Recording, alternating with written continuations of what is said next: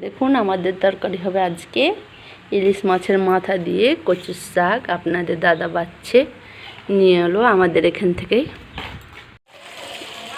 এই যে ইলিশ মাছটা ভাজা ভাজা করে নেব, দিয়ে তারপরে তখন কচুর শাক দিয়ে ইলিশ মাছের মাথা রান্না করব। আপনারা একটা বাচ্চাটা দেখালাম, এখন ভাজছি, ইলিশ মাছটা ভেজে নেব।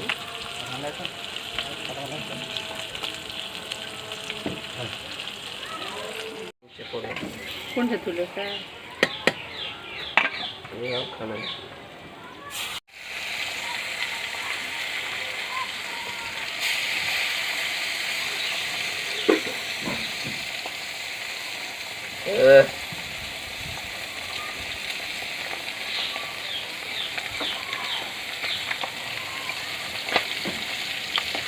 আমরা অনেক গরিব মানুষ, আপনার দাদার খেতে খুব মন চেয়েছে, তার জন্য এটা নিয়ে এসেছে। এটাই 800, কত টাকা দাম বলছিল আপনার দাদা? 800 টাকা কেজি। তো তবুও আপনার দাদার মন গেছে, তার জন্য নিয়ে এসেছে।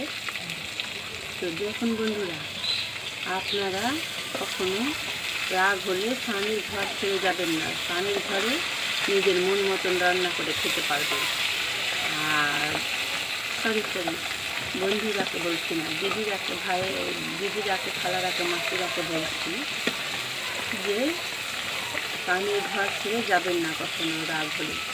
স্বামীর ঘর ছাড়া কোনো জায়গায় আপনার মন মতন রান্না করে খেতে পারবেন না।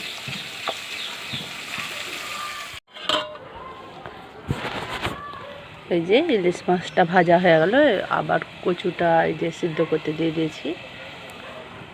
এই যে কচুটা সিদ্ধ হয়ে গেছে, আমার মেয়ে ছিলে নেব, দিয়ে আপনাদেরকে রান্না করে দেখাবো কীভাবে রান্না করে খাই আমরা।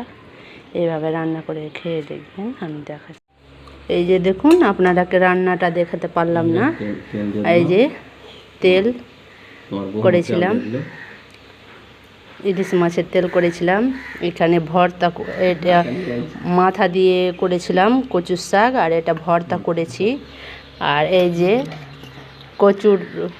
যে কচুর আপনারাকে ভর্তাটা দেখাবো বললাম, তো দেখাতে পারলাম না। আপনারা কিভাবে ভর্তা খান জানি না, আমরা এভাবে খাই, খেতে খুব স্বাদ লাগে। কে কে খেয়েছেন কমেন্ট করে, লাইক কমেন্ট শেয়ার করে জানাবেন।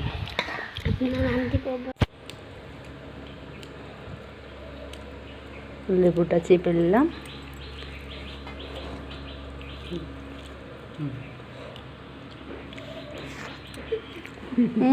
সেই স্বাদ।